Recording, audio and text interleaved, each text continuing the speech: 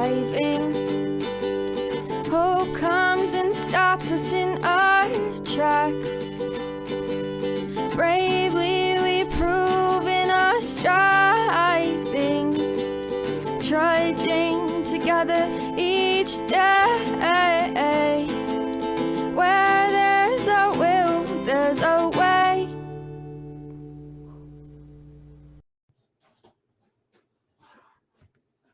Good afternoon.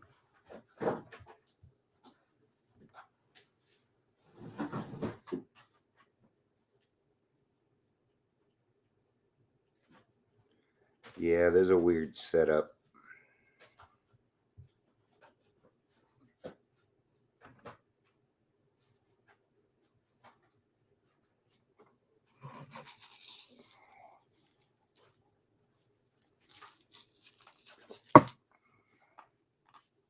Let me check my sound. Oh, right there.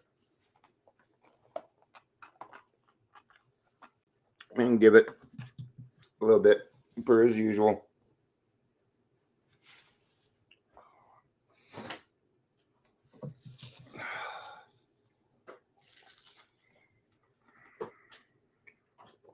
This time I remembered to change the title.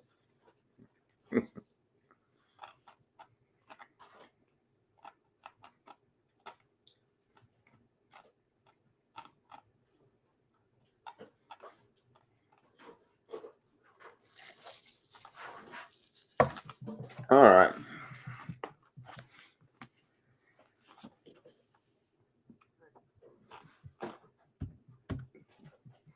Welcome to the Daily Trudge. My name is Dion. I'm going to be your host today. One day we might have another host. If you're here, please say hello, whether you're watching the live or the rewatch. So, all right. Before we get going, I want to talk a little bit about outside literature and meetings. Because there's a lot of good outside literature out there. There is. We got to be careful about what we bring into the meetings. Like my home group, we allow outside literature on Saturdays. And during our 11th step meeting. But lately, they've been getting into it every day, and we have to watch that in meetings. Okay? There's nothing wrong with the big book, and there's nothing wrong with the 12 by 12. That's what should be mostly utilized in our readings. Sometimes we try and seek outside literature for things like steps 6 and 7, because it's only a paragraph or 2 paragraphs long in the big book, right? There's a lot of instructions in that in those 2 paragraphs, and we hardly ever talk about it. So honestly here, what are we really going for? All right. There's nothing wrong with the 12 by 12. I understand that we have Drop the Rock. There's a reason that Drop the Rock is not a certain, AA approved. There's reasons for it. Okay. Because it gets into some therapeutic things, and we don't do therapy. We're not therapists. Okay. It's a very good read. But remember when you were new? You were confused enough. Okay? And newcomers only need to worry about one book. That's the big book. That's it. You don't need anything else. You don't. They don't tell me that you do, because you don't. Okay? Hundreds and thousands of alcoholics made it just fine with this. Okay? You got to be careful, and I'll tell you why. Because if you start bringing your own religion in, you're going to get pushback. Okay? I go to church sometimes, but I don't want to hear about Jesus in my AA meetings. I don't. I don't want these thous, Wallace. I don't want that stuff. Right? That is not spiritual for me. That feels like a condemnation. Okay?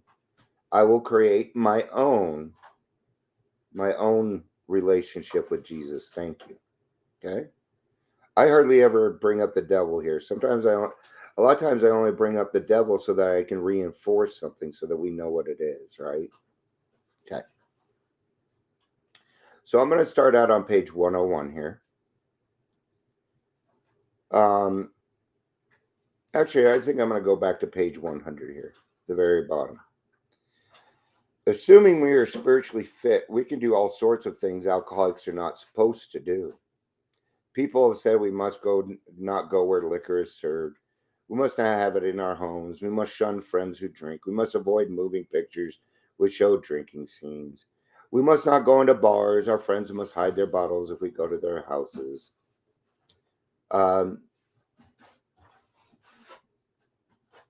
We mustn't think or be reminded about alcohol at all. Our experience shows that this is not necessarily so. You're not going to be able to, hi, Patricia, good to see you. You're not going to be able to get very far. Not in today's world. There's alcohol all over the place. Watching TV, okay? Just driving down the road. You don't have to go very far to see a liquor store or to see an ad, right? We meet these conditions every day. An alcoholic who cannot meet them still has an alcoholic mind. Now remember, we're working with others. By now, we should not have an alcoholic mind. Okay? In 6 and 7, we decided to do some things. Okay? We made a commitment to something. We made a commitment to a new set of morals, a new set of standards, instead of the ones that we were utilizing, i.e., our character defects. Each one of our character defects is replaced by something. Okay? So, there is something the matter with his spiritual status.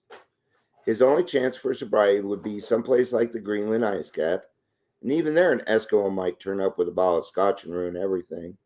Ask any woman who has sent her husband to distant places on the theory he would escape the alcohol problem. In our belief, any scheme of combating alcoholism which proposes to shield the sick man from temptation is doomed to failure. The more you try and shield an alcoholic from it, the more he's going to want it. Okay? You ever take something away from a little kid who wants something? Yeah, that's an alcoholic. We will throw ourselves on the ground, right? And whine and cry and moan. I want it. And not only that, but in any belief scheme of combating, that equals fighting. And we stopped fighting everything and everybody. We have to, or we're going to die. It's going to kill us. If the alcoholic tries to shield himself, he may succeed for a time, but he usually winds up with a bigger explosion than ever. We have tried these methods. These attempts to do the impossible have always failed. So we need to watch out for the next person too, and that's probably a significant other who's probably going to still have some codependency things going on, and they tend to shield the alcoholic from certain things, and they should not. They should not do that anymore. Okay, that's why Al-Anon is a fantastic program. They're very big on boundaries. Okay? And I understand why, because you love them and you want to protect them. But this is one of those things where they have got to walk through it hand in hand with God, and that's it. That's what needs to be done. So our rule is not to avoid a place where there is drinking if we have a legitimate reason for being there. This includes bars, nightclubs, dances, receptions, weddings, and even plain ordinary whoopee parties. We should have a whoopee party. Yeah, and Gary and Patricia, you're probably old enough to know what a whoopee party is, right? Okay. Yeah, I came up with the idea. I'm like, we should have a dance. They're like, yeah. I'm like, we could have a sock hop. What's a sock hop? No, my sock hops had died. I love sock hops, man. All right. To a person who has experience with an alcoholic, this may seem like tempting providence, but it isn't. Okay? But there, on the other hand, see, you need to have a legitimate reason. And here again, we're in step 12 by this time, which means we are practicing these principles in all of our affairs. We have a whole set of principles that we work with now. And this is where and how we apply them. You will note that we made an important qualification. Therefore, ask yourself on each occasion, have I any good social business or personal reason for going to this place? Or am I expecting to steal a little vicarious pleasure from the atmosphere of such places? If you answer these questions satisfactorily, you need have no apprehension. Okay? And you shouldn't, because you should be living in step 10, which allows you to be a free man, a free person, a free woman. Go or stay away, whatever seems best. But be sure you are on solid ground before you start and that your motive in going is thoroughly good. Do not think of what you will get out of the occasion, think of what you can bring to it. But if you are shaky, you had better work with another alcoholic instead. Why sit with a long face in places where there is drinking, sighing about the good old days? If it is a happy occasion, try to increase the pleasure of those there. Okay? So if you can, let's say you get invited to a wedding, make it better instead of sitting there sulking. Contribute to the world around you. Okay? Be a good host. They're hosting you. They've been serving you for years. It's your turn to serve them. It's your turn. Okay? If you are with a person who wants to eat in the bar, by all means go along. Let your friend know that they are not to change their habits on your account. At a proper time and place, explain to all your friends why alcohol disagrees with you. If you do this thoroughly, few people will ask you to drink. While you are drinking, you are withdrawing from life little by little. Now you are getting back into social life of the world. Don't start to withdraw again just because your friends drink liquor.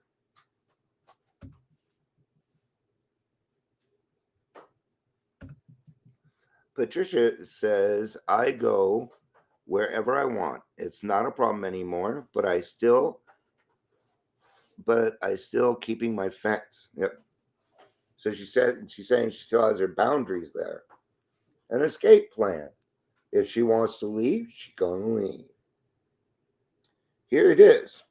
Your job now is to be at a place where you may be of maximum helpfulness to others. So never hesitate to go anywhere if you can be helpful. You should not hesitate you must not hesitate to visit the most sordid spot on earth on such an errand. Keep on the firing line of life with these motives, and God will keep you unharmed. Okay? What can you bring to the situation? That's your job now.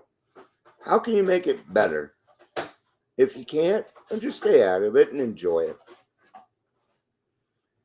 Many of us keep liquors in our homes. I don't. We often need to carry green recruits through a severe hangover. Some of us will still serve it to our friends, provided they are not alcoholic. No, don't. As a non-drinking house. At least the basement is. But some of us think we should not serve liquor to anyone. Now, if I have a friend and they want to bring over a six-pack, that's great. I don't care. But I'm not spending money on booze. I don't have the money to spend on booze anymore. I just don't. Okay? If I had to go somewhere and they asked me to bring me a nice bottle of wine, sure. I'd be happy to do that. I have no problem with that. I'll probably send my wife into the liquor store because I'm going to find the cheapest shit. I don't know how to pair wine. Pair? I'll be eating while I'm drinking? What are you talking about? All right. We never argue this question. We feel that each family, in the light of their own circumstances, ought to decide for themselves. So you could take it or leave it. It's your house. This is how I work, though. My house is a safe space. That means if you come over here, you're safe. Okay. You might hear Dion yell at the cats and stuff here and there, but you're safe here. Nothing bad will happen to you here. We are careful never to show intolerance or hatred of drinking as an institution. I do not hate alcoholism. I do not hate alcohol. No, I used to. But back then, I fucking hated everything, not just alcohol. It wasn't the alcohol I hated. What I hated is what I would become when I put alcohol in me. See, if you make alcohol the enemy, now you're in a fight. And there we are again. You cannot go to war with alcohol. It's like stigma. It's an agreement. It's an agreement.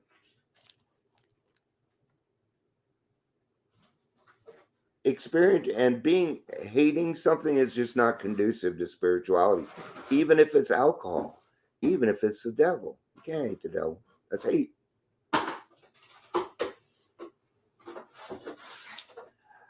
Every new alcoholic looks for this spirit among us and is immensely relieved when he finds out we are not witch burners. A spirit of intolerance might repel alcoholics whose lives could have been saved had it not been for such stupidity. Yeah, and we're going to call it stupidity. Okay? Because it's just stupid.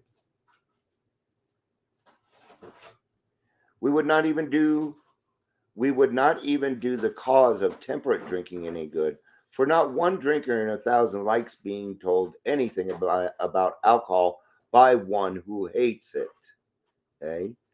That's like there's nothing worse than an ex-smoker. You know, cigarettes are bad for you. No shit. Right? Nobody likes being told what to do. In fact, I just told my wife that yesterday because we're like, we're moving cars and do that. I'm like, I'm just going to park up front of the house and leave it like that. She's like, well, we could do this now. I'm like, oh, I can't do that. I'd just rather park it out front, keep it simple. I don't want to interfere with it. You know, this isn't my house. And so I have to be respectful of the owner of the house. And that would be Barb. And we love Barb. Barb's awesome. I've been here a week. I haven't seen her once. That's why I love her. My wife is listening. Someday we will hope that Alcoholics Anonymous will help the public to better realization of the gravity of the alcoholic problem. I think we've done that as AA, but we need to continue forward, right? Hey, Jerry, good to see you, man. Good to see you. I hope you've been doing well, my friend. But we shall be of little use if our attitude is one of bitterness or hostility. Drinkers will not stand for it. We won't. After all, our problems were of our own making. Bottles were only a symbol. Besides, we have stopped fighting anybody or anything. We have to. We have to. If we don't stop fighting, we automatically lost. We've already lost. The moment you start fighting, okay? Even in war, there only seems to be a victor. There's no real victor in war. There just isn't. It's hate versus hate. Who is the good guy? Who is the bad guy? Well, that's a matter of perspective, my friends. That's a matter of perspective. Which is hard to, we're not going to get into that. So, all right, 20 minutes. So, yeah, nothing is against you. Correct. That's a great way to put it, Patricia. I like that. That nothing is really against me. Even alcohol. Yeah. Alcohol, I'm going to tell you, alcohol could give a fuck less about me. They'll just go find another life to destroy. Okay? And while they're doing that, they'll check in on me every now and then. Hey, you ready to go back drinking? You ready to go back to drinking? Okay? That's why this is a day-at-a-time program. You cannot work it any other way. Okay? And it isn't just about staying sober a day at a time after a while. In the beginning, that's what it's about. but it becomes something entirely different once the obsession has been removed. Once the obsession has been removed, you now have more time on your hands. And that, my friends, is when you can go to God and say, hey, let's take care of this stuff. Let's help with some awareness so I can see these things and get rid of them so I can be closer to you. And that, my friends, is the key. And you will find long-term successful sobriety with that kind of an attitude. So, all right.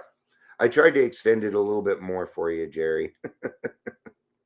So, all right. Thank you, everybody, for being here. It was good to see you, Gary. Good to see you, Jerry. Good to see you, Patricia. Good to see you as always. I love y'all. Thank you for being here. Peace out and have a day.